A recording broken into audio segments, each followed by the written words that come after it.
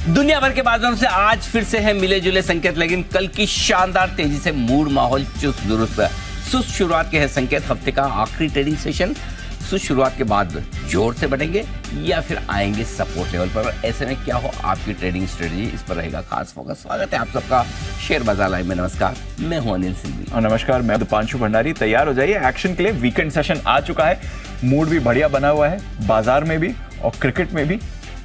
सबसे छोटा test match Anil ji, सबसे छोटा टेस्ट 107 ओवर्स में खत्म पूरे टेस्ट मैच में। मालूम है सबसे बड़ी बात मुझे बताइए? न पहली इनिंग में सिराज का 6 विकेट लेना, हाँ। वो तो अच्छा ही था। हाँ। दूसरी इनिंग में बुमराह का प्रदर्शन वो भी अच्छा ही था। लेकिन सबसे ज्यादा जो बढ़िया लगा मैच खत्म होने के बाद, हाँ, जब रोहित शर्मा ने जो प्रेस कॉन्फ्रेंस की और जो धुलाई की, मतलब मैं बता नहीं सकता, मतलब दिल खुश हो गया। हाँ, मतलब आईसीसी मैच रेफरीज की जो प्यार से मतलब ऐसा खींच के मारा है ना। करेक्ट। अरे भाइयों, आके हिंदुस्तान की पिचेस पे सवाल उठाते हो कि पहले दिन से टर्न होती है, ये होती है। हमारा तो आज तक 1.5 दिन में मैच खत्म नहीं हुआ, कितनी भी टर्न हुई है। और सबसे बड़ी बात, वर्ल्ड कप फाइनल की मैच की पिच पे भी सवाल उठा दिए। ऐसी पिच थोड़ी बनाई जाती है। उन्होंने कहा कि उस पिच में भी किसी एक बैट्समैन ने सेंचुरी मारी थी वनडे में, ठीक है, और उसको आप पिच को खराब कह सकते हो, तो फिर आपकी पिच क्या है? एग्जैक्टली। तो बी न्यूट्रल। मतलब अगर इन्हें सीम पिचेस बनाने का, तेज गेंदबाजी के लिए पिचेस बनाने का हक है, तो हमें भी स्पिनिंग बनाने का हक है। और वो अलग बात है, हमारे तो सीमर्स भी तुम्हारे से बढ़िया है। हमारे तो सीमर्स ने पूरा गेम जीता है। और पूरा वर्ल्ड कप भी जीता है, ऑलमोस्ट फाइनल तक तो उन्होंने पहुंचा है। तो इसलिए मजा तो दीप, मुझे तो मैच खत्म होने के बाद जो आया, मेरे दिल को इतना सुकून और राहत मिली। ये तो बात सही है। मतलब जो धुलाई की रोहित शर्मा जी ने, तो एक बार फिर से दिल जीत लिया, पिच पे भी और पिच के बाहर। बिल्कुल यही होना चाहिए। मतलब ठोको बराबर से, ऐसा थोड़ी आप बायस होकर थोड़ी चल सकते हो। बात तो सही है, बिल्कुल। मजा आया, बट ठीक है। अच्छी बात यह है कि हम सीरीज ड्रॉ कराने में कामयाब रहे। बुरी बात यह है कि तीसरा टेस्ट मैच नहीं तो हम जीत जाते। हाँ, सीरीज जीत जाते। हाँ, तो चलिए, बढ़िया रहा और अच्छा मूड माहौल हो गया। अच्छा हो, चलिए बढ़िया है। तो अच्छे नोट पर करते हैं आज की शुरुआत। अनिल जी, कल तो क्लोजिंग भी बढ़िया रही। आज के लिए पहले बताइए ट्रिगर्स क्या कह रहे हैं सर? ट्रिगर्स ठीक ठाक हैं दीप। अमेरिका में अच्छी तेजी हो सकती थी, लेकिन ऐसा हो न पाया। ऊपरी स्तर से 350 पॉइंट फिसल कर डाउ एकदम फ्लैट बंद हुआ है। नैस्डैक लगातार 5वें दिन घटा है। 10 साल की बॉन्ड यील्ड अमेरिका में 4% के ऊपर आकर थोड़ी सी ऊपर जाने के संकेत हल्के फुल्के दे रही है।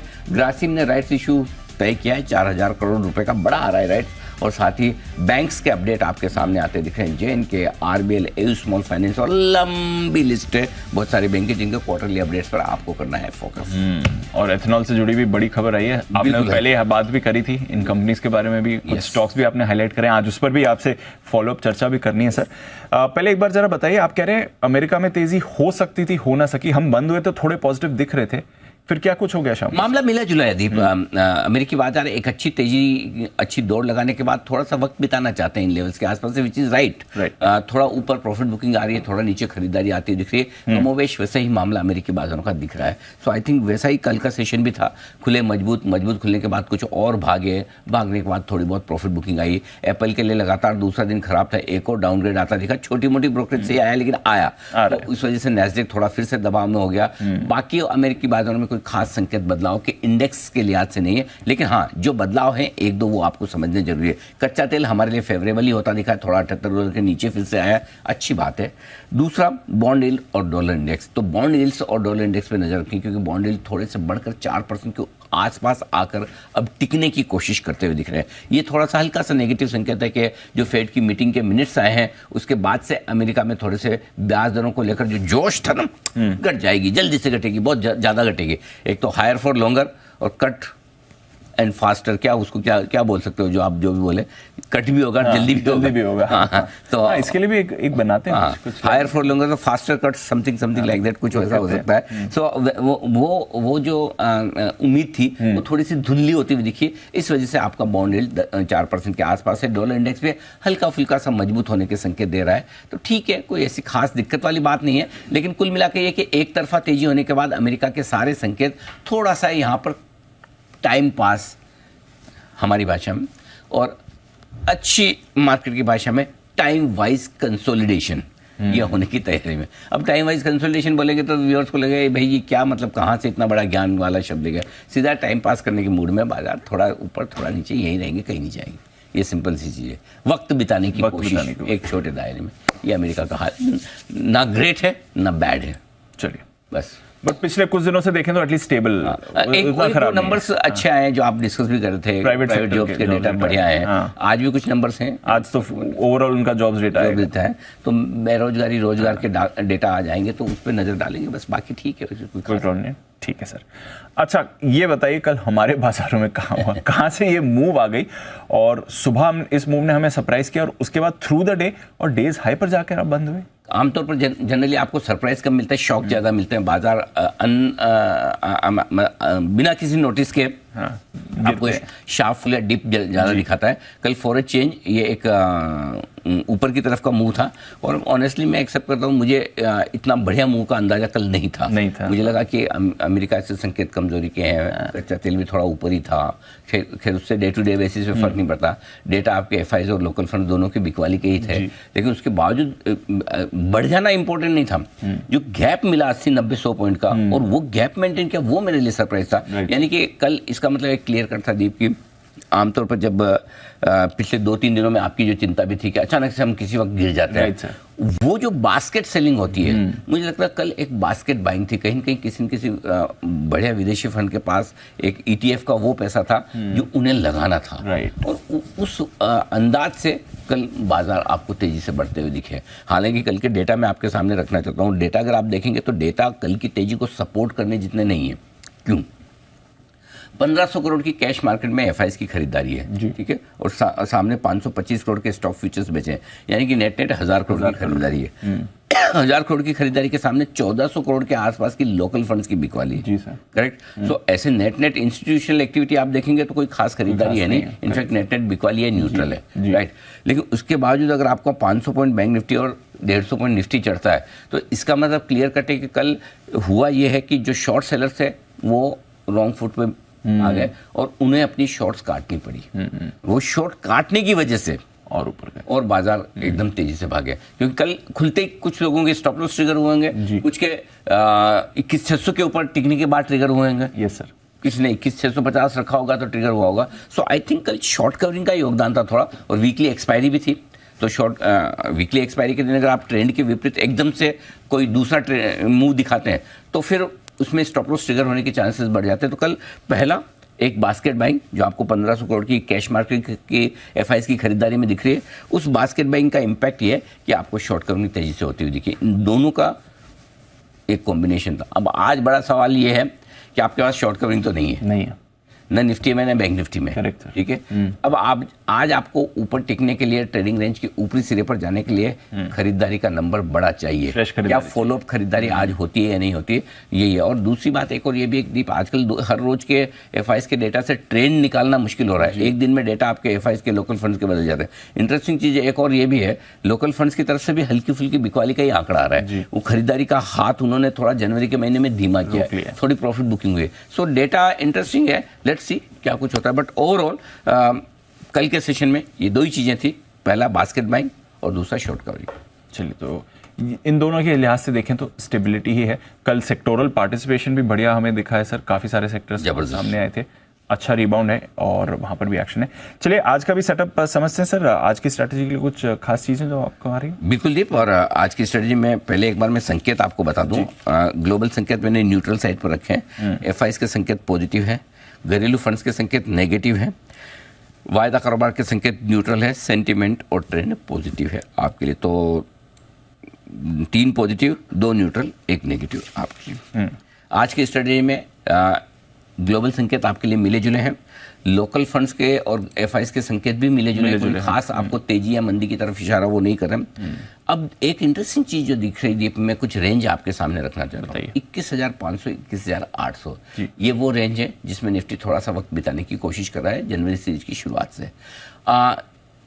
इस रेंज में थोड़ा नीचे की तरफ आता है खरीदारी आ रही है, ऊपर की तरफ आती है प्रॉफिट बुकिंग आ रही है। अब इस रेंज के बाहर निकलने पर एक थोड़ा सा बड़ा मूव मिल सकता है। 21,450 इसके नीचे ट्रेड करना शुरू किया तो हम थोड़ी कमजोरी और दिखा सकते हैं, जो हमें या तो 20,975 21,000 से 21,150 की जो रेंज है वहाँ तक करेक्शन पूरा करे, या 21,250 21,350 तक करेक्शन पूरा करे। सो 21,450 के नीचे तोड़ने पे थोड़ा नीचे की तरफ बड़ा मूव आ सकता है।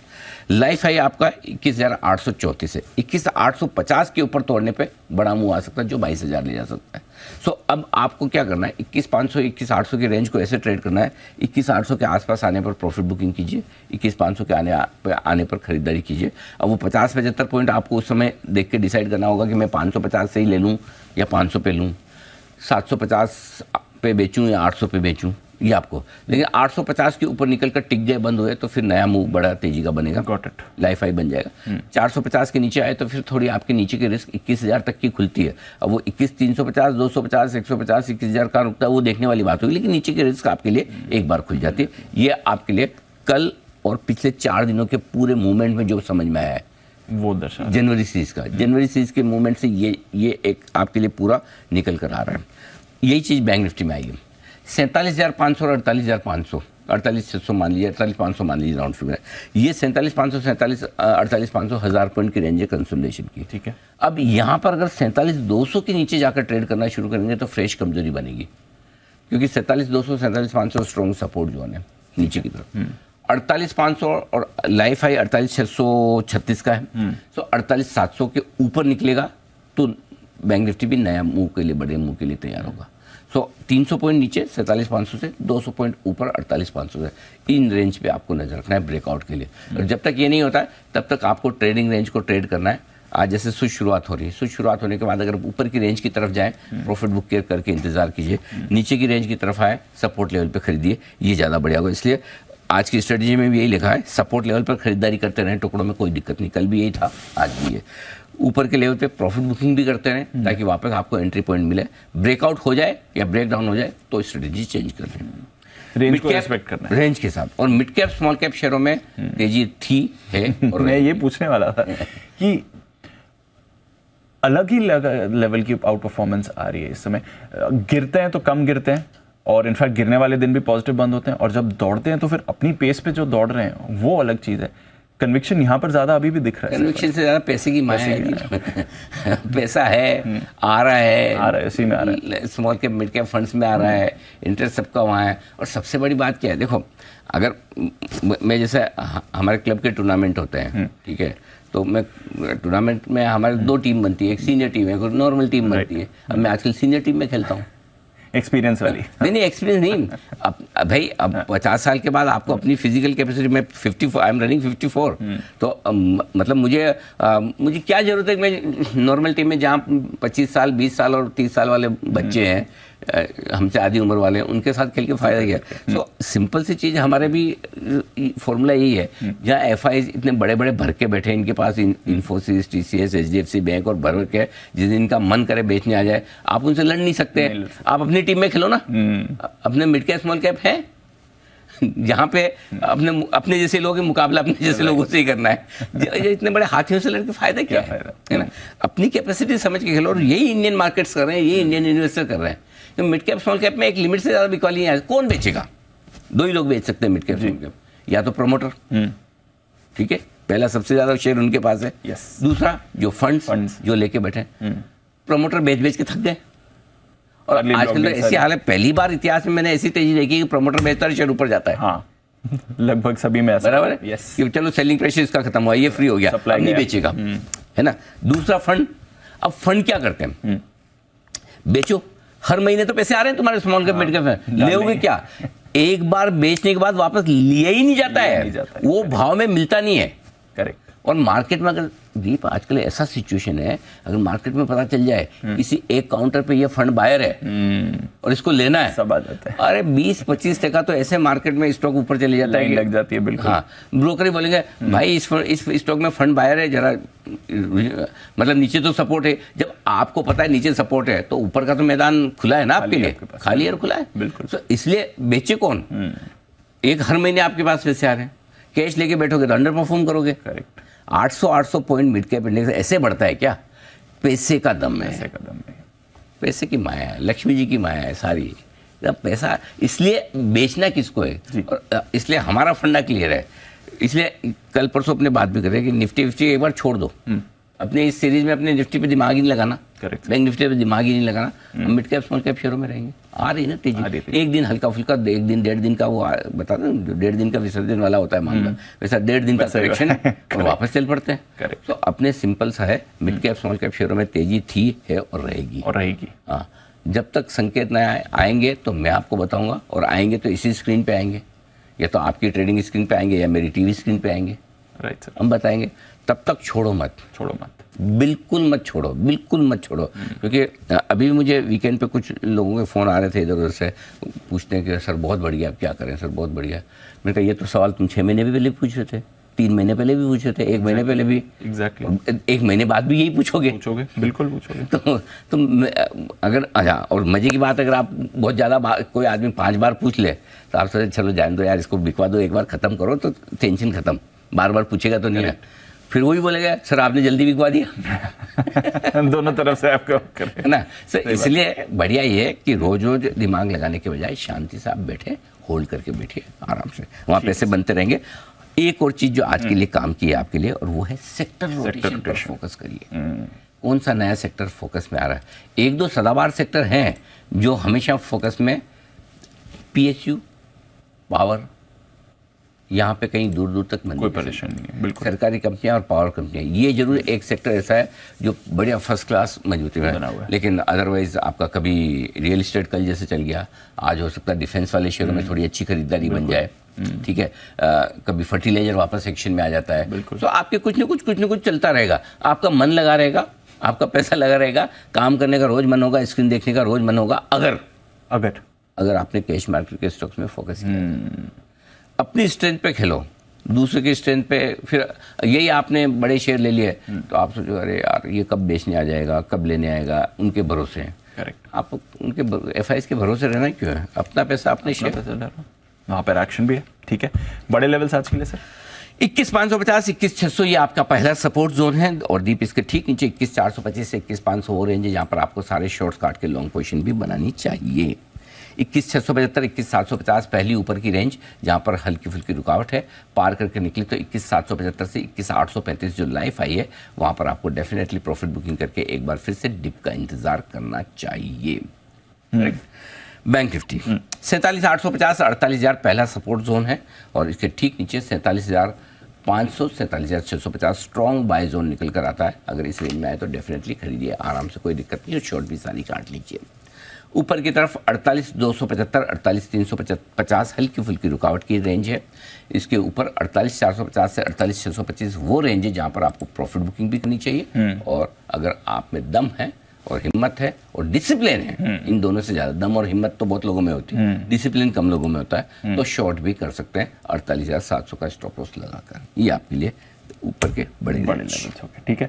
एफआईएस की कल पोजीशन नहीं बदली है, पुट कॉल रेशियो जरूर ऊपर आया है। विक्स हालांकि कल 5.5% गिर कर आया है सर हमारा। देखो कल इसका मतलब क्लियर कट एफआईएस ने कोई खरीदारी कुछ नहीं करी, नहीं इंडेक्स में खरीदी, स्टॉक्स में हल्की फुल्की की है, वो भी बास्केट बैंक थे। रहा सवाल पुट कॉल रेशियो का, निफ्टी बैंक निफ्टी के बढ़ के आया, कोई टेंशन नहीं क्योंकि बिल्कुल हल्के हैं। बैंक निफ्टी आज भी नॉट वर्थ डिस्कसिंग है, इवन निफ्टी के भी ऐसे हैं, बिल्कुल छोटे डेटा है, तो कोई दिक्कत वाली बात नहीं। ठीक है, स्टॉप लॉस 21,500, थोड़ा सा 5-25 पॉइंट आप अपना लगा दे, फिगर में दिया है 21,500 का लो है, वो आपका स्टॉप लॉस है, इंट्राडे और क्लोजिंग दोनों।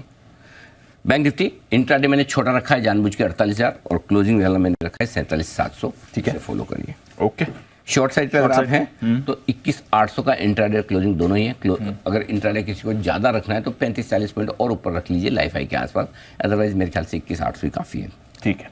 बैंक निफ्टी पे यहाँ पर शॉर्ट साइड पे 48,500, इंट्राडे क्लोजिंग दोनों यही है, क्लोजिंग तो यही रहेगा। अगर इंट्राडे आपको करना है तो 150 पॉइंट और बढ़ा दो, 48,650 लाइफ हाई का, बट क्यों रखना है, इतना काफी है ये आपके इसलिए। स्टॉप लॉस एकदम क्रिस्टल क्लियर। और दीप आज की स्ट्रेटेजी के बाद मैं एक चीज़ बता दूँ, जब मैं इंडेक्स में ये सब रेंज बाउंड ट्रेड बोल रहा हूँ कर रहा हूँ, जब तक ब्रेकआउट ना मिले किसी एक तरफ, पूरा फोकस स्टॉक्स पे रखिए, पूरा फोकस। हाँ, और इसलिए आज मेरा मन है ना, मैंने बहुत भावनाओं पे काबू किया है, नहीं मैं 8-10 स्टॉक देता आपको, 8-10 हाँ स्टॉक ऑफ द डे इतने निकल के आ रहे हैं।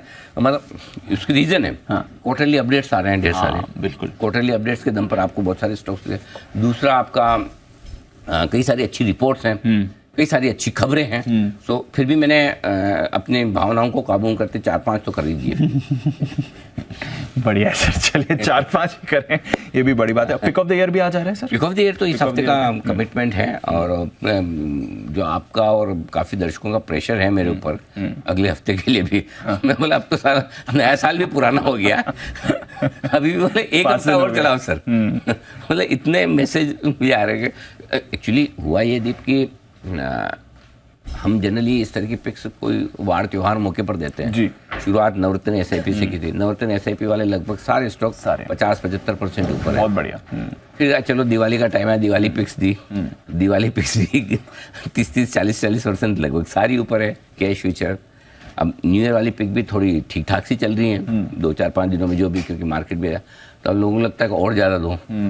ये ढूंढने में बनाने में बड़ा दबाव आता है एक्चुअली। ये बहुत एक 10 पिक ऑफ द डे देने में दबाव नहीं आता जितना एक न्यू ईयर पिक देने में आता है। सही बात है। तो देखूंगा, कोशिश करूंगा, मतलब मैं कमिट नहीं कर रहा, कोशिश करूंगा अगले हफ्ते कुछ और दे पाया तो। आप लोग भी मुझे ट्वीट करके बता दीजिएगा कि आप चाहते हैं कि अगले हफ्ते भी मैं कुछ और पिक ऑफ द ईयर दूं। यदि हाँ तो मुझे जरा ट्वीट करके दीजिए सर। 100% ये आपके पास इसमें कोई मना नहीं करने वाला है इसके लिए। लेकिन मेहनत बहुत करनी पड़ती है एक्चुअली, मेहनत बहुत करनी पड़ती है। लेकिन एक्चुअली बात वो है, पैसा भी उसी में बनता है लोगों का, जो क्योंकि अल्टीमेटली रोज सुबह शाम हम इंडेक्स की बात करते हैं, ट्रेडर्स की बात करते हैं, लेकिन इन्वेस्टर्स के अल्टीमेटली तो पैसा निवेश करके अब आप देखिए इस साल भी लोगों का बढ़िया क्वालिटी स्टॉक्स में जो पैसा, टाटा मोटर्स आपका डबल होके देता है, डीएलएफ डबल होता है, ये टाटा कॉम, ये बढ़िया स्टॉक्स हैं, बड़े स्टॉक्स हैं, एफएनओ स्टॉक्स हैं। कई बार लोग सोचते हैं खाली कैश के स्टॉक्स में ही पैसा बन सकता है, ऐसा नहीं है। एफएनओ स्टॉक्स में भी बढ़िया पैसा बनता है आपके लिए। सो आई थिंक अगर आप सही स्टॉक्स को चुन लें तो पैसा आपका फिर भी बनता है। सो आई थिंक कोशिश करते हैं, चलिए और देखते हैं, आने दीजिए रिस्पॉन्स आने दीजिए, मैं देखता हूँ इस पर रिस्पॉन्स आने वाला है। एक चीज और, क्योंकि आपने यहाँ पर इन्वेस्टर्स की बात करी है, आप सिर्फ डायरेक्ट स्टॉक इन्वेस्टर्स के लिए नहीं, आज तो आप म्यूचुअल फंड निवेशकों के लिए भी खास शो लेकर आ रहे हैं। हाँ दीप, एक्चुअली सब लोग, मुझे बहुत लोग, और मैं चूँकि आज कलकत्ता भी जा रहा हूँ, कोलकाता कल सुबह हमारा एक शो है, उसकी भी डिटेल्स मैं आपके सामने भी थोड़ी देर में रखूँगा।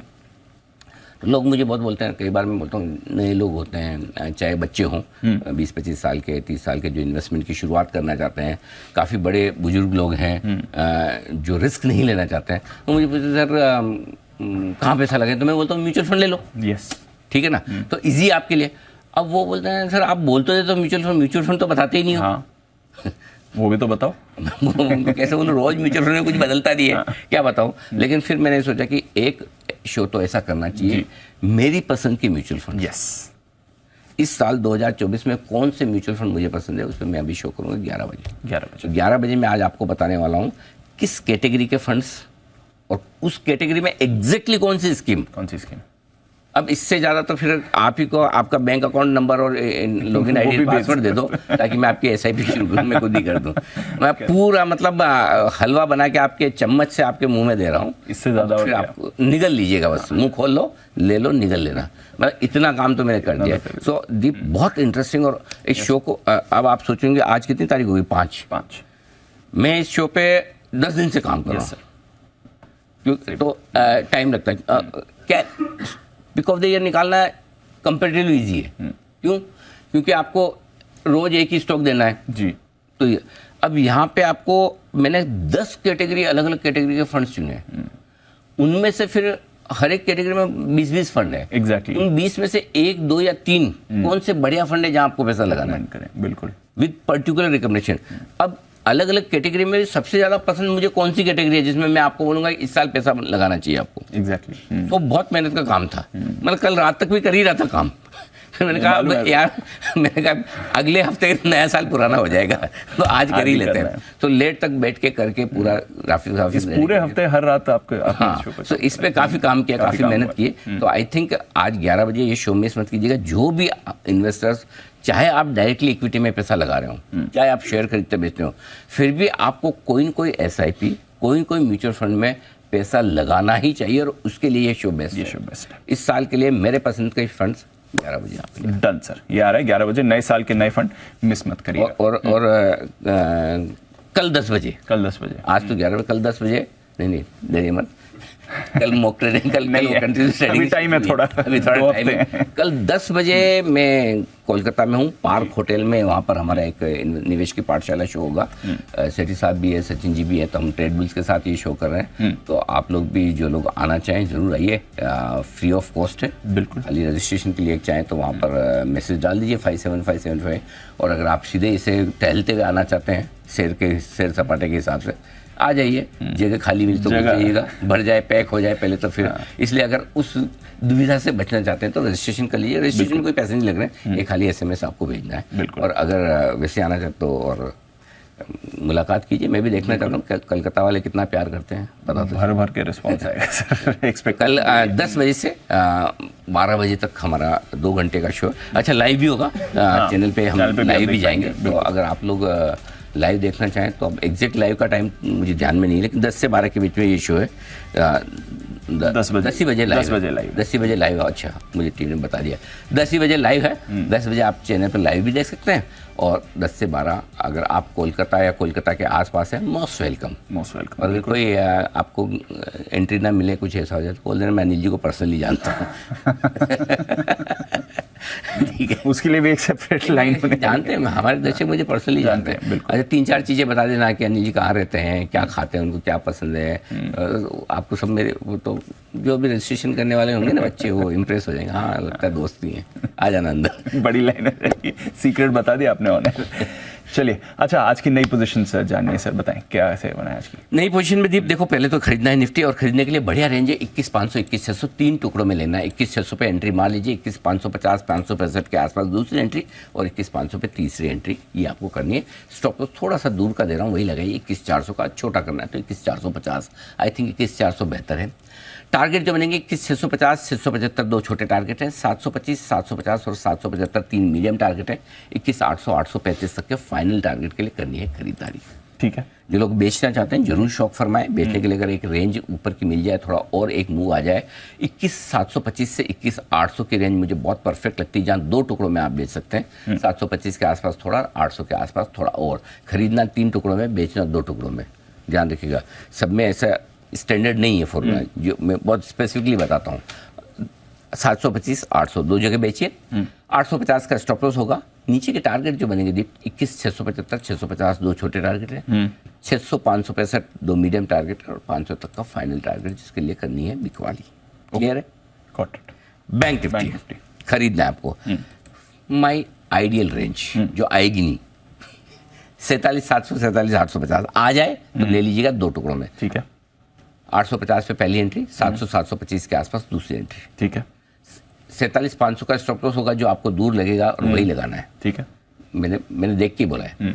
48,000 48,075 दो छोटे टारगेट, 48,150 48,200 और 48,275 तक के बड़े टारगेट के लिए खरीदारी।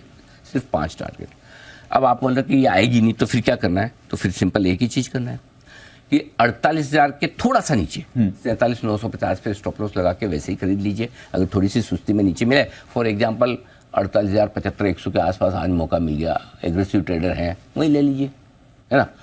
47,950 का स्टॉप लॉस। टारगेट जो बनेगा दीप 47,275 350 दो छोटे टारगेट हैं, 450 500 दो मीडियम टारगेट, और 625 का फाइनल टारगेट, जिसके लिए करनी है खरीदारी।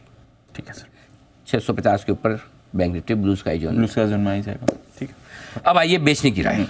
जिन लोगों को बेचना है, आई थिंक लेवल्स थोड़े हमारे क्यों गड़बड़ है? थोड़े गड़बड़ नहीं लग रहे? अच्छा, कुछ नहीं, ज्यादा 1000 बढ़ा दो। 48 इसको 48 कर दो, 1000 ही पॉइंट बढ़ा है।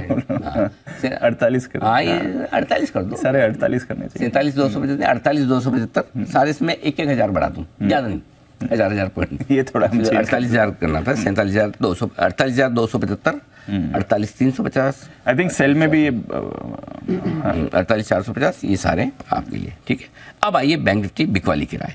48,350 से 48,500 की रेंज में 2 टुकड़ों में बेचिए जी। 350 के आसपास थोड़ा, 450 500 में थोड़ा और। ये 48,350 से 48,500 में बेचने के आए, ये परफेक्ट है। नीचे के टारगेट 48,000, अच्छा लाइफ हाई के ऊपर स्टॉप लॉस होगा 48,650 का। ठीक, टारगेट 48,275 और 200 दो छोटे टारगेट है।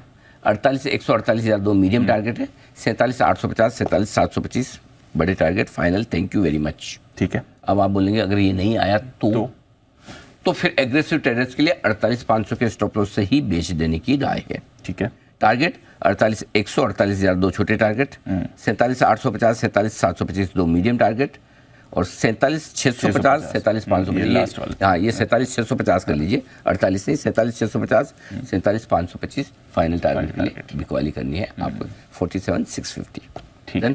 अग्रेसिव ट्रेडर्स के लिए दोनों तरफ के मौके हैं बैंक निफ्टी में, खरीदने के लिए और बेचने के लिए भी। सर 11 स्टॉक हो गए बैन लिस्ट में। आई डोंट नो आखिरी सीरीज कैसी थी जब पहले 4 दिन के अंदर ही आपको 11 स्टॉक्स बैन में दिख गए, बट कल एंट्री हुई है Chambal fertilizer, India cements, GNFC और एस्कॉर्ट्स की। तो 7 स्टॉक्स पहले ही बैन में थे, कल 4 और स्टॉक्स जुड़ गए हैं, आज 11 स्टॉक्स बैन में रहेंगे। ये आपके लिए फ्रेश एंट्री है, इस पर ध्यान रखिएगा। इंपॉर्टेंट लेवल्स ऐसा आपने कहा कुछ ज्यादा डेटा है नहीं, बट फिर भी निफ्टी के लिए, बैंक निफ्टी कुछ भी निफ्टी में कुछ खास नहीं है, जान दें। ठीक है, चलिए bank Nifty leave it. Done. Stock of the day, ढेरों स्टॉक्स लेकर आए अनिल जी, 8 बजे भी देंगे, 9 बजे भी देंगे। पहले जानते हैं आज 8:30 बजे के लिए कौन से स्टॉक्स लेकर आए सर?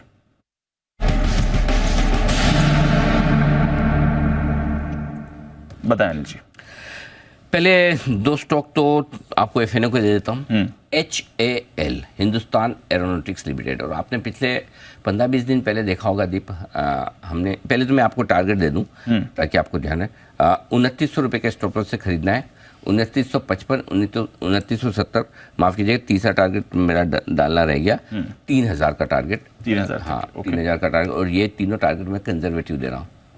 तीनों कंजर्वेटिव, तीनों टारगेट आज आराम से आ जाने चाहिए, कोई दिक्कत वाली हो सकता है इसके पार भी निकल जाए तो बड़ी बात नहीं। मेरे हिसाब से आज कम से कम 3 से 5% की तेज दौड़ लगाने के लिए HAL तैयार है। क्यों? आज का ट्रिगर तो ये है कि यूबीएस ने इस पर अपना कवरेज शुरू किया है, और इस कवरेज के साथ उन्होंने बाय रेटिंग दी है, टारगेट 3600 का दिया है। ठीक है, यूबीएस ने ठीक है लेट कवरेज शुरू किया है, अच्छा कवरेज किया है, रिपोर्ट बहुत बढ़िया है, प्यारी लिखी रिपोर्ट आप पढ़ी है, मतलब किस तरह से ऑर्डर बुक बन रही है, किस तरह से आगे आने वाले समय में काम है। मैं बताऊँ, इस समय लोग ऐसे ही डिफेंस शेयर नहीं खरीद रहे हैं।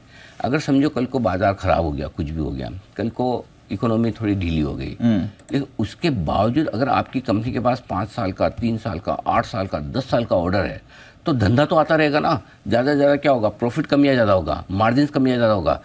दिक्कत किनको आती है? जिनके पास बिजनेस नहीं है, इनके पास 10-10 साल के बिजनेस आ रहे हैं। और आपने देखा होगा अनुवेश ने पिछले 1 महीने में कम से कम 5 एक्सक्लूसिव किए HAL पे, है ना। ये ऑर्डर मिल रहा है, ये ऑर्डर, सबको लगता है ये तो आके रोज आके खड़े होकर बोल देता है। अब उस रिपोर्ट को आपको पढ़ोगे तो वो रिपोर्ट बोल रही है बस कितने $40 बिलियन के ऑर्डर आने की तैयारी में पूरी इंडस्ट्री में। इनके पास अभी तक तो कितने 7-8 बिलियन, $10 बिलियन के, यानी कि 80,000 करोड़ के ऑर्डर हैं। अगर 5 गुना 7 गुना ऑर्डर और आने वाले हैं पूरी इंडस्ट्री को, अगर इनको इतना ही मिला जितना अभी है तो भी कितना काम होगा। तो मतलब इससे पहली चीज़ है। दूसरी चीज़ जो दीप मैं बार बार बोलता हूँ हर जगह कि डिफेंस जिन लोगों को महंगा लगता है, जिन लोगों को बहुत चल गया, डिफेंस की स्टोरी जो है ना, डिफेंस 2.0 या 2.0 ज़्यादा आप अच्छी, वो दूसरी इंग्लिश में जो 2.0 बोलते हैं, जिसको मैं 2.0 बोलता हूँ, ठीक है। जब ये कंपनियाँ एक्सपोर्ट करना शुरू करेगी ना, तब देखना इनके मार्जिन क्या होंगे। और अब धीरे धीरे पूरी दुनिया में सबको हथियार चाहिए, सबको हेलीकॉप्टर चाहिए, सबको लड़ाकू विमान चाहिए, बिल्कुल। और अब हम अभी तो हम हमारे बना रहे हैं, जब दूसरों के बनाएंगे तो देखो क्या पैसे में बेचेंगे, क्योंकि तब आपको कॉम्पीट कैसे करना है, अमेरिका से। और अमेरिका के हमारे भाव में जमीन आसमान का फर्क रहता है। तो हम जो कमाएंगे वो बात ही अलग होगी। तो ये बड़ी स्टोरी है, ये 3-5 साल की अभी भी स्टोरी है। HAL मेरा फेवरेट स्टॉक है, और यहाँ पर खरीदारी करने की राय, 3,000 तक के टारगेट, इनफैक्ट आज ही 3,050 तक भी अगर 1-2 दिनों में चले जाए तो बड़ी बात नहीं। मुझे लगता है 4-5% तक की तेजी भी आराम से बना सकता है। देखिए होल्ड करिए अगर आपके पास। दूसरा है गेल, गैस अथॉरिटी ऑफ इंडिया, यहाँ पर खरीदारी करने की राय 162 के स्टॉप लॉस से खरीदिए, 167, 169 और 172, 167, 169, 172। यहाँ पर भी मॉर्गन स्टैनली की तरफ से एक अच्छी रिपोर्ट आई है, टारगेट 151 से बढ़ाकर उन्होंने 195 किए हैं। गैस स्टॉक्स बहुत मजबूत दिख रहे हैं, आपको जो समझ में आए लीजिए। मेरी पहली पसंद गेल है, दूसरी पसंद गुजरात गैस है, बाद में आपको MGL, IGL जो समझ में आता है। इन स्टॉक्स के लिए भी बढ़िया टाइम चल रहा है। सरकारी कंपनी में जहाँ भी थोड़ी भी अच्छी खबर है दीप, किसी भी स्पेस की हो चलेगी। और अगर सरकारी कंपनियां डिफेंस के साथ जुड़ी है, और सरकारी है बहुत बढ़िया, डिफेंस के साथ जुड़ी है रेलवे, सरकारी कंपनी है डिफेंस है बहुत बढ़िया, सरकारी कंपनी रेलवे बहुत बढ़िया, सरकारी कंपनी और पावर है बहुत ही ज्यादा बढ़िया, एग्जैक्टली। मतलब बहुत ही ज्यादा बढ़िया, वो तो मतलब वो तो ग्रेट कॉम्बिनेशन है आज के लिए। एक कैश का स्टॉक और दे देता हूँ। कैश के स्टॉक में एक BCL इंडस्ट्रीज यहाँ पर खरीदारी करने की राय है। तेल कंपनी ने दाम बढ़ाए, इथेनॉल को जो इंसेंटिव देते थे उस पर इंसेंटिव इन्होंने बढ़ा दिया है प्रोक्योरमेंट प्राइस से, तो ये इनके लिए बड़े फायदे की बात है। अब इंसेंटिव करीबन ₹5.80 प्रति लीटर होगा मक्के से बनाने वाले में सबसे नंबर 1 BCL है। ये स्टॉक हमारे पहले रिकमेंडेशन बिल्कुल भी लगातार रहा है। स्टॉक ने जबरदस्त रनअप दिया है। ₹65 के स्टॉप लॉस से खरीदिए। 70, 72 और 74 के टारगेट के लिए यहाँ पर खरीदारी करने की राय है। चलिए, और आपके लिए स्टॉक ऑफ द डे 9 बजे भी है और पिक ऑफ द ईयर भी 9 बजे। एक ही खाली आपको थोड़ा सा हिंट देना चाहता हूँ। बताइए। जिस पे मैं बुलिश हूँ उसी पे पिक ऑफ द ईयर भी होगी। जिस पे आप बुलिश हैं उसी पे पिक ऑफ द ईयर। चलिए। Yes what? यस, सरकारी कंपनी। चलिए, ये आपके लिए बड़ा हिंट आ गया है। सरकारी कंपनी का पिक ऑफ द ईयर के लिए भी तैयार हो जाइए। 9 बजे इस पर करें चर्चा। 2 और स्टॉक ऑफ द डे भी आएंगे। आइए और स्टॉक्स पर भी जानते हैं नुपुर, अरमान और आशीष के साथ। नुपुर, मॉर्निंग, बताएं आज के ट्रिगर्स और खबरें कौन से हैं आपके पास? Good morning. कावेरी सीड्स के साथ शुरुआत करते हैं। बोर्ड बैठक में शेयर बायबैक पर आज विचार होने वाला है, तो ये अनाउंसमेंट इंपॉर्टेंट रहेगा। नजर रखनी श्याम मेटलिक्स पे, जहाँ पे QIP के इशू प्राइस पर भी आज बोर्ड विचार करेगा। एक्सटेंडेड नेस्ले इंडिया में स्टॉक स्प्लिट है, तो ये स्टॉक में आपको आज एडजस्टमेंट होते हुए दिखेगा। ग्लोबल के लिहाज से USA में आज जॉब्स डेटा आने वाला है दिसंबर के महीने का, तो ये भी इंपॉर्टेंट डेटा पॉइंट मैक्रो के लिहाज से रहने वाला है। क्वार्टरली अपडेट्स आने शुरू हो गए। डाबर के साथ शुरुआत करते हैं। Q3 में कंपनी की आय 5 से 6% की ग्रोथ आती हुई नजर आई है। F&B सेगमेंट में देखें तो 8 से 9% की ग्रोथ आपको दिखेगी। डिमांड पर कंपनी का कहना है कि सिक्वेंशियल बेसिस पे डिमांड में रिकवरी आती हुई नजर आई है। हालांकि जो रूरल डिमांड है वो अभी भी थोड़ी कमज़ोर से नजर आ रही है। L&T फाइनेंशियल सर्विसेज पे भी फोकस रहेगा। रिटेल डिसबर्समेंट देखें तो 25% की ग्रोथ आपको यहाँ पे आती हुई दिखे। रिटेल लोन बुक भी देखें तो 31% की ग्रोथ आपको YOY बेसिस पे नजर आएगी। RBL बैंक, जहाँ पे Q3 में डिपॉजिट 13% से इस क्वार्टर में बढ़कर आते हुए दिखे। ग्रॉस एडवांसेस 20% की ग्रोथ दिखा रहे। कासा डिपॉजिट में 5% की ग्रोथ देखेंगे और कासा रेशियो भी देखें तो 35% जो पिछले क्वार्टर में था वो इस बार घट के 34% के आसपास आते हुए नजर आया। मैक्रोटेक डेवलपर्स सुबह अपडेट आया इस कंपनी की तरफ से भी, जहाँ पे Q3 में प्री सेल्स ग्रोथ 12% से बढ़कर आते हुए दिखी है और कलेक्शंस भी देखें तो आपको 3% गिरकर इस क्वार्टर में आते हुए नजर आएंगे। लास्ट में कल्याण ज्वेलर्स, जहाँ पे कंपनी की जो डोमेस्टिक बिजनेस है उसमें 40% की ग्रोथ आती हुई नजर आई है। 22 नए शोरूम्स कंपनी ने खोले। Franchise on franchise operated model पर ये खोले गए और FY25 तक 80 नए शोरूम्स कंपनी खोलने वाली है। और मिडिल ईस्ट कारोबार की भी बात करें तो 6% की ग्रोथ वहां पर भी रही है। तो कल्याण ज्वेलर्स का स्ट्रॉन्ग Q3 अपडेट है। ओके, ये है आपके लिए कुछ इंपॉर्टेंट अपडेट्स। अरमान, मॉर्निंग, बताएं आपके पास कौन सी खबरें हैं? जी गुड मॉर्निंग। बिजनेस अपडेट्स में जम्मू एंड कश्मीर बैंक, यहाँ पर Q3 का अपडेट है। टोटल बिजनेस लगभग 12% बढ़कर आया है। डिपॉजिट्स की बात करें वो भी 9% बढ़कर आते हुए दिखे हैं। एडवांसेस में भी 14% के आसपास की बढ़ोतरी है और कासा रेशियो अगर आप देखें तो लगभग फ्लैट ही आता हुआ दिखा है। उत्कर्ष स्मॉल फाइनेंस बैंक, यहाँ पर Q3 के अपडेट में ग्रोस लोन पोर्टफोलियो लगभग 31% बढ़ा है। डिपॉजिट्स में 17.5% के आसपास की बढ़ोतरी है। कासा रेशियो थोड़ा सा इंप्रूव हो गया है, 19.9% से इंप्रूव होकर 20% पर आता हुआ दिखा है QQ।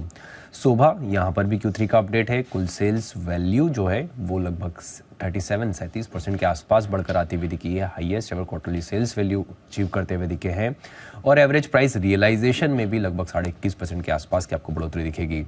खबरों में BCL इंडस्ट्रीज, गुलशन पॉली, शुगर स्टॉक्स, यहाँ पर आपको फोकस रखना है क्योंकि OMCs ने मक्के से बने इथेनॉल के लिए इंसेंटिव बढ़ाया है। इंसेंटिव 5.8 रुपये प्रति लीटर की बढ़ोतरी की गई है और आज से इथेनॉल सप्लाई पर ये नई कीमतें लागू हो जाएगी। ग्रासिम, यहाँ पर बोर्ड बैठक में राइट इश्यू के टर्म्स को मंजूरी मिली है। 2.2 करोड़ राइट इश्यू किए जाएंगे जिसमें प्राइस जो रखा गया है वो 1812 का रखा गया है, जो कि मौजूदा भाव से अगर आप 12.5% के आसपास डिस्काउंट पर है और इशू 17 से 23 जनवरी तक खुला रहेगा। और अंत में बजाज ऑटो, यहाँ पर अगर आप बात करें तो जो कंपनी की वेबसाइट में प्राइस अपडेट आता हुआ दिखा है कंपनी की वेबसाइट पर, जिसमें 2024 चेतक EV लॉन्च की है, जिसमें अर्बन उसका 1.15 लाख और प्रीमियम 1.35 लाख भाव आता हुआ दिखा। ओके, ये है आपके लिए सारी की सारी खबरें जहां पर आज एक्शन दिखेगा। आइए जानते हैं ब्रोकरेज रिपोर्ट्स के बारे में भी आशीष के साथ FIR।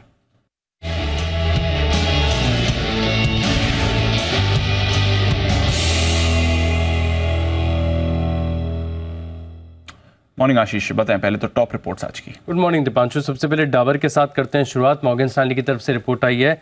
ओवरवेट की रेटिंग को बरकरार रखा है, 566 रुपए का भाव, टारगेट है इनकी तरफ से 604 रुपए का और मान रहे कि वीक क्वार्टर रहा है। रूरल में अगर आप देखें तो अभी भी लैग बना हुआ है, इसके चलते यहाँ पर रखेंगे फोकस। सिटी बिकवाली के राय दे रहे 510 का टारगेट दिया, मैक्वाली ने भी न्यूट्रल की रेटिंग दी है, 590 रुपए का लक्ष्य दिया। इसके अलावा हिंदुस्तान एरोनॉटिक्स यहाँ पर रखिएगा खास नज़र, क्योंकि यूबीएस की तरफ से बहुत अच्छी रिपोर्ट आई है, खरीदारी की राय के साथ कवरेज की शुरुआत की गई है, 2904 रुपए का भाव चल रहा है। इनका टारगेट है पूरे 3600 रुपए का और मान रहे कि बड़ी अपॉर्चुनिटी अनफोल्ड हो रही है। जिस प्रकार से अगर आप देखें तो ऑर्डर बुक है 16-17% सीएजीआर की ग्रोथ यहाँ पर देखने को मिल सकती है, इसी के चलते यहाँ पर एक्शन देखने को मिलेगा। एक्शन आपको देखने को मिलेगा सीजी पावर में, जहाँ पर यूबीएस की तरफ से कवरेज की शुरुआत हुई है, खरीदारी के राय के साथ 464 रुपए का भाव, 580 रुपए का टारगेट है और मान रहे कि जो एग्जीक्यूशन है रोबस्ट है, काफ़ी अच्छा है, जो नई लीडरशिप टीम है इसके चलते भी अगर आप देखें तो बड़ा फायदा यहाँ पर देखने को मिल रहा है। रिलायंस इंडस्ट्रीज जेफरीज खरीदारी की राय को बरकरार रखे हुए हैं और टारगेट 2990 रुपए से बढ़ाकर इन्होंने कर दिया 3125 का। ये मान रहे कि 2023 में कंपनी ने निफ्टी को 9% से अंडर परफॉर्म किया है और वैल्यूएशन के लिहाज से भी अगर आप देखें तो निफ्टी की तुलना में सस्ता है, लेकिन आगे ग्रोथ अच्छी देखने को मिल सकती है। FY25 में एबिटा ग्रोथ भी अच्छी होगी और इसमें जियो का कंट्रीब्यूशन बढ़िया होगा। नोमेरा खरीदारी की राय को बरकरार रखें 2985 रुपए के लक्ष्य के लिए। अंबर एंटरप्राइजेस, इस स्टॉक में भी आज एक्शन देखने को मिलेगा क्योंकि सीएलएसए की तरफ से हुई है, सीएलएसए की तरफ से रिपोर्ट आई है, खरीदारी की राय के साथ 3650 रुपए का टारगेट दिया, 3190 रुपए का भाव चल रहा है और ये मान रहे हैं कि इन्होंने जो एसेंट सर्किट प्राइवेट लिमिटेड का अधिग्रहण किया, इसके चलते हाई मार्जिन बिजनेस में एंट्री करने वाले हैं, फायदा रहेगा। जेफरीज इनसे ज्यादा बुलिश है, खरीदारी की राय के साथ 4000 रुपए का टारगेट दिया है। तो ये कुछ टॉप रिपोर्ट्स हैं जहां पर फोकस रखेंगे। ओके, और कौन सी रिपोर्ट्स हैं Ashish? Deepanshu, oil and gas companies में फोकस रखेगा, बहुत सारे ब्रोकरेज हाउस की तरफ से रिपोर्ट आई है, चुनिंदा आपको बता देता हूँ। ओएनजीसी पर मॉर्गन स्टैनली ने रिपोर्ट निकाली, ओवरवेट की रेटिंग के साथ 216 रुपए से टारगेट बढ़ाकर 254 कर दिया है। गेल पर अगर आप देखें तो ओवरवेट की रेटिंग है, लक्ष्य 151 से बढ़ाकर 195 कर दिया है। ऑयल इंडिया पर यहाँ पर देखें तो मॉर्गन स्टैनली ओवरवेट की रेटिंग को बरकरार रखें, लक्ष्य 329 से बढ़ाकर 487 कर दिया है, 373 रुपए का भाव चल रहा है। गुजरात गैस पर देखिए मॉर्गन स्टैनली ओवरवेट की रेटिंग को बरकरार रखें और लक्ष्य 505 से बढ़ाकर करीब 580 कर दिया, 506 रुपए का भाव चल रहा है। वहीं सिटी बिकवाली की राय को बरकरार रखें, लक्ष्य 390 से एडजस्ट कर 425 रुपए कर दिया है। एमजीएल जेफरीज खरीदारी की राय दे रहे हैं, लक्ष्य 1350 से बढ़ाकर 1450 कर दिया है। इसके अलावा अगर आप देखें तो यूटिलिटीज पर भी खास नजर रखिएगा, जेफरीज की तरफ से रिपोर्ट आई है जहां पर एनटीपीसी पर एक खरीदारी की राय दे रहे हैं, लक्ष्य 300 से बढ़ाकर 415 कर दिया है। पावर ग्रिड पर खरीदारी की राय दी है, लक्ष्य 235 से बढ़ाकर 270। जेएसडब्ल्यू एनर्जी पर 595 के काफी अच्छे टारगेट्स हैं और अंत में आईटी स्टॉक्स पर भी चुनिंदा नजर रखेगा जहां पर एलटीआई माइंट्री पर डबल अपग्रेड आ गया जेफरीज की तरफ से, पहले होल्ड की राय थी, अब ये खरीदारी की राय दे रहे हैं और लक्ष्य 5575 से बढ़ाकर 6830 कर दिया। ओके, तो ये है ढेर सारी रिपोर्ट जिन पर आज है भरपूर एक्शन और इसी एक्शन को आगे बढ़ाने के लिए तैयार है एक्सपर्ट्स का दमदार पैनल। आइए मुलाकात की जाए पिक ऑफ द डे के साथ।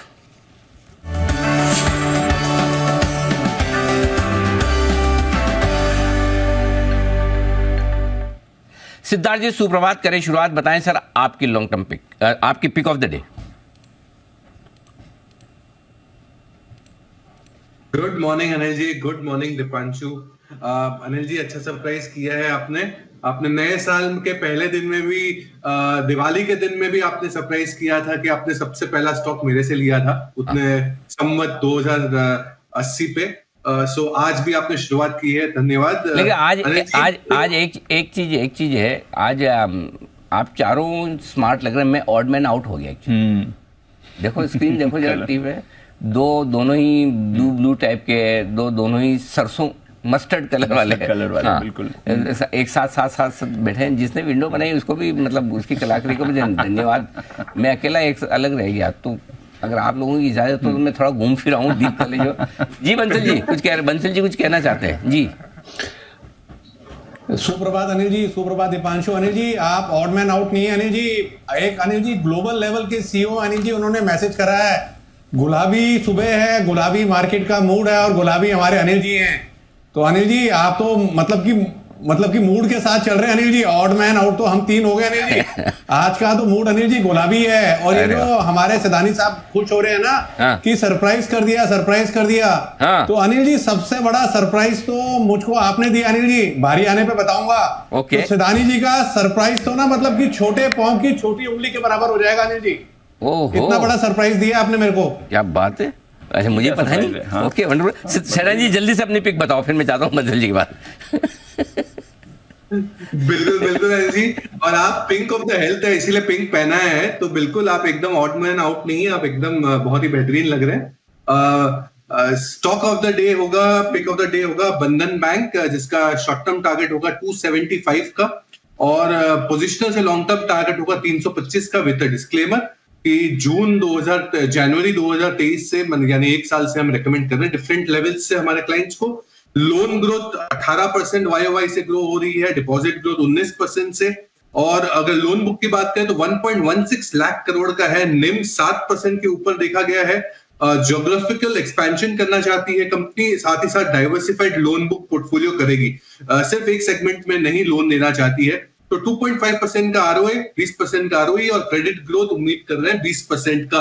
बंधन बैंक 275 का शॉर्ट टर्म टारगेट, 325 का पोजिशनल से लॉन्ग टर्म। 275 और 325 दो टारगेट के लिए करनी है बंधन बैंक में खरीदारी। आइए बंसल जी बताएं सर, आपका पिक ऑफ द डे भी, और भी जो कुछ आप बोलना चाहते हैं आप बोल दें, क्योंकि मेरे मतलब आपको जो बोलना हो तो आप बोल के रहेंगी।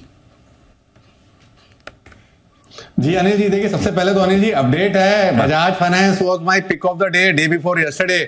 तो कल सारे टारगेट्स वहां अचीव हो गए अनिल जी, पहली चीज तो यह है। और अनिल जी सरप्राइज क्या हुआ, मैं हमेशा बोलता था ना, आजकल कुणाल जी बोल नहीं रहे कि आप उनके सपने में नहीं आए, तो अनिल जी कल आप साक्षात मेरे सपने में आए।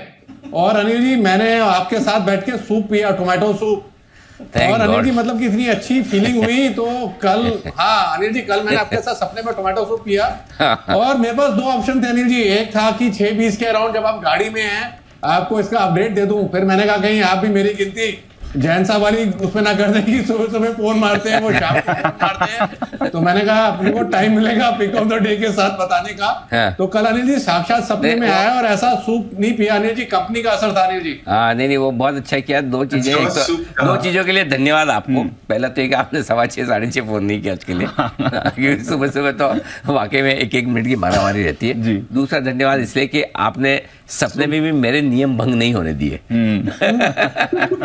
वो बड़ी बात है, नहीं तो क्या है, सपने में भी अगर नियम भंग हो जाए तो थोड़ा तो गिल्ट कहीं रह जाता था अंदर। तो अंशल जी आपने मेरी वजह से अपनी आदतें बदली, उसके लिए आपका बहुत बहुत आभार है। जी कुणाल जी। अरे जी मेरा सवाल केवल यह है कि सपने में जब सूप का आनंद लिया जा रहा था, तो मैं कहा था अनिल जी, क्या मुझे भी सूप दे रहे थे, और सपने में भी सूप नहीं दे रहे थे मुझे अनिल जी? ऐसा है तो सपना देखने वाला जाने, मुझे क्या पता। जिसने देखा वो होता है। कहीं आसपास दिखे कुणाल जी आपको? बंसल जी नहीं अनिल जी कैसे दिखते अनिल जी, जब कुणाल जी के सपने में आप आते थे तो कभी मेरा जिक्र नहीं अनिल जी। और मेरा तो ऑनेस्ट अनिल जी, कुणाल जी कहीं नहीं थे सपने के अंदर। ये तो सिक्सर मारा है आपने। बहुत बढ़िया, टिट फॉर टेट, बहुत बढ़िया। वाह बंसल जी आजकल एकदम फ्रंट फुट पे बैटिंग करते हैं, बिल्कुल जबरदस्त। जी सर बताएं pick of the day. Anil ji pick of the day है इंडिया बुल्स रियल एस्टेट, जिसने कल एक 94 रुपीज की एक नेकटाइन को तोड़ा है, और मैंने और कुणाल जी ने इंडिया बुल हाउसिंग 170 के अराउंड रिकमेंड किया था, बड़ी तेजी देखने को मिलेगी। तो वहां तो हमारे 220 प्लस के टारगेट्स अचीव हो गए हैं। 94 रुपीज के around India bull real estate चल रहा है। डिलीवरी में बाय करना है, 85 रुपीज का क्लोजिंग बेसिस का स्टॉप लॉस लगाएं। 110 115 का जो जोन है ये पहला टारगेट जोन है। इस टारगेट्स के लिए ओवरवेट खरीदारी की राय है और India bull real estate. Okay, I bull real यहां खरीदारी करने की राय आपके लिए। कुणाल जी सुप्रभात, स्वागत आपका भी, बताएं sir pick of the day. सुप्रभात अनिल जी, सुप्रभात दीपांशु। अनिल जी खरीदारी की राय है, खरीदना है एयू स्मॉल फाइनेंस बैंक, जिसपे कल हमने एक बड़ा जबरदस्त मूव आते हुए देखा। स्टॉक ने 800 रुपए के आसपास बंदी दी, एक बड़ा ब्रेकआउट चार्ट पर आया, तो एयू स्मॉल फाइनेंस बैंक खरीद करके चले। मुझे लगता है कि जो मझोले बैंक्स हैं, जैसे अभी बंधन बैंक की भी बात हो रही थी, इन सबके चार्ट्स पर एक एक करके ब्रेकआउट आता हुआ दिख रहा है और यहां पर आपको एक सस्टेन मूव देखने को मिल सकता है। तो एयू स्मॉल फाइनेंस बैंक खरीदें। 790 रुपए पर 10 रुपए नीचे एक स्टॉप लॉस रख लें। 790 का स्टॉप लॉस होगा। पहला टारगेट होगा 821 रुपए का, 821 का, इवेंचुअल टारगेट 840 का। तो 821 840 के टारगेट के लिए एयू स्मॉल फाइनेंस बैंक में खरीदारी कराएं। Perfect, AU small finance bank. Paliya साहब गुड मॉर्निंग, आपका भी बहुत बहुत स्वागत। बताएं sir pick of the day. Good morning Anil ji, good morning everyone. So pick of the day में हमें लगता है भारतीय एयरटेल पे फोकस करना चाहिए। कल के सेशन में लॉन्ग बिल्टअप देखने को मिला और स्टॉक का अगर टेक्निकल स्ट्रक्चर भी देखें तो स्टॉक में एक वी शेप रिकवरी, एक करेक्टिव मूव के बाद डेली चार्ट पे बनते हुए दिखी है और स्टॉक ने अपने प्रीवियस स्विंग हाई जो दिसंबर में बने थे उसको सरपास करते हुए दिखा है। जिस तरीके से ओवरऑल स्ट्रक्चर बने भारतीय एयरटेल के, हमें लगता है यहाँ पे एक अपसाइड कंटिन्यू होते हुए दिखेगी। 1090 और 1100 तक के अपसाइड के टारगेट हम एक्सपेक्ट कर रहे हैं। स्टॉप लॉस यहाँ पे रखना होगा करीब 1035 के आसपास। ओके, भारतीय एयरटेल है पालिया जी की पसंद। सचिन जी गुड मॉर्निंग, स्वागत है आपका भी। बताएं sir pick of the day. Good morning Anil ji, good morning Deepanshu. Anil ji, यहाँ पर बजाज फाइनेंस का जिक्र हुआ है, वहां पर एक शानदार ब्रेकआउट हुआ है कल के सत्र में एंड जिस इंटेंसिटी से ये ब्रेकआउट हुआ है मुझे लग रहा है ये मोमेंटम काफी देर तक और दूर तक जाएगा। तो यहाँ पर बजाज फाइनेंस में अगर थोड़े से डिक्लाइंस मिलते हैं तो 7735 तक खरीदारी करने की सलाह होगी। आई थिंक 7700 के आसपास का क्लस्टर ब्रेकआउट है तो स्टॉप लॉस आप 7695 पे लगाए। इंट्राडे का पहला टारगेट होगा अराउंड 7880 का, बट पोजिशनली मुझे लग रहा है 8000 तक ये पर्टिकुलर मूव एक्सटेंड हो सकती है। सो खरीदारी करनी है बजाज फाइनेंस के फ्यूचर्स में। ओके, तो बजाज फाइनेंस यहाँ पर आप करके चल सकते हैं खरीदारी। यहाँ पर भी एक्शन आपको बनते हुए दिख सकता है, इस पर भी रखेंगे नज़र। आइए थोड़ा और एक्शन आएगा कुछ स्टॉक्स में जहाँ पर रखनी है नज़र। डाबर, ये भी आपको एक्शन में आज आते हुए दिख सकता है। इसके Q3 अपडेट आए हैं।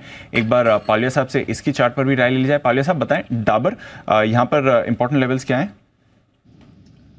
तो दीपांशु जी देखिए, एफएमसीजी स्पेस में एक मोमेंटम तो बना है और डाबर में जिस तरीके से कल मोमेंटम बना है, स्टॉक ने पिछले 3 दिन की एक माइल्ड प्रॉफिट बुकिंग जो देखने को मिली थी उसको रिवर्स करते हुए दिख रहा है। जिस तरीके से ओवरऑल स्ट्रक्चर बने, हमें लगता है यहाँ पे स्टॉक में अगर ये 558 के लेवल को होल्ड आउट करता है तो ये मोमेंटम फर्दर एक्सटेंड होते हुए दिखेगा टुवर्ड्स 585 590 की तरफ। तो डाबर में पोजिशन जिनके पास भी ये बने रहे 558 के स्टॉप लॉस से।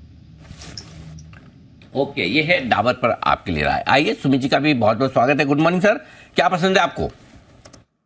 Good morning Anil ji, good morning Anil जी। जो स्टॉक चार्ट्स के ऊपर बढ़िया लग रहा है वो है ब्रिटानिया। ब्रिटानिया के अंदर मोमेंटम तेजी का बिल्डअप हुआ है, स्टॉक तेजी के ट्रेंड के अंदर में है। पिछले 3 दिनों की गिरावट के बाद वापस से अपवर्ड मूव रिज्यूम हुआ है, तो ब्रिटानिया पे यहाँ पे खरीदारी करके चलने का सलाह रहेगा। कोई भी 20-30 रुपए का डिप आए तो लोअर लेवल्स पे खरीदारी करें। स्टॉक का जो नीचे में चार्ट्स के ऊपर सपोर्ट दिखाई दे रहा है 5240 5250 के पास है। 5240 ये नीचे में इसका सपोर्ट स्टॉप लॉस बनेगा। ऊपर में जो टारगेट देखने को मिल सकते हैं 5450 5500 ये लेवल ऊपर में देखने को मिल सकते हैं। तो ब्रिटानिया में पोजीशंस होल्ड करें, कोई भी डिप आता है तो खरीदारी करें 5450 से 5500 के टारगेट्स के लिए। ओके, तो ये है आपके लिए ब्रिटानिया जहां पर आपको रखनी है नजर। एक्शन में ये काउंटर भी आपको आते हुए दिख रहा है। देखते हैं कंजम्पशन पर रहेगी नजर। डाबर के अपडेट्स भी आपके लिए आए हैं।